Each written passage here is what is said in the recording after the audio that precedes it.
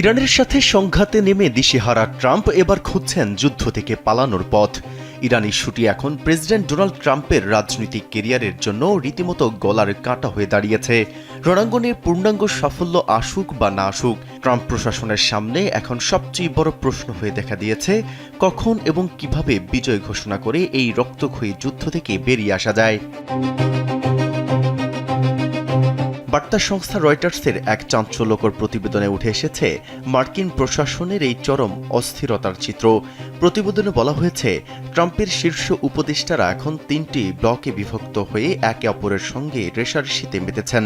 জীবন অবাক না করলে কে করবে? 28% মিল্ক ফ্যাটের অবাক করার সাথে ফ্রেশ মিল্ক পাউডার। জীবন অবাক করুক প্রতিদিন। অর্থ মন্ত্রণালয় ও জাতীয় অর্থনৈতিক পরিষদের শীর্ষ কর্মকর্তারা ট্রাম্পকে কড়া ভাষায় সতর্ক করে দিয়েছেন যে যুদ্ধের কারণে বিশ্ববাজারে তেলের দাম অনিয়ন্ত্রিত হয়ে পড়লে আমেরিকার অর্থনীতিতে আগুন লাগবে, যার চড়া রাজনৈতিক মূল্য প্রেসিডেন্ট ট্রাম্পকে চোকাতে হবে।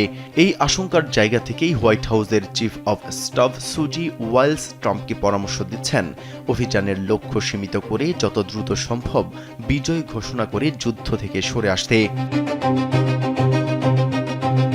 তবে এই প্রস্তাব মানতে নারাজ কট্টরপন্থী রিপাবলিকান নেতারা।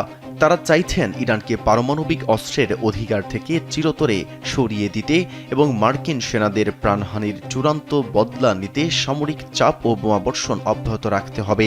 ঠিক এর বিপরীত মেরুতে অবস্থান করছেন ট্রাম্পের কিছু কট্টর সমর্থকরা। তারা বারবার প্রেসিডেন্টকে সাবধান করছেন তিনি যেন কোনোভাবেই মধ্যপ্রাচ্যে আরেকটি অন্তহীন যুদ্ধে জড়িয়ে নিজের রাজনৈতিক কবর না খোঁড়েন।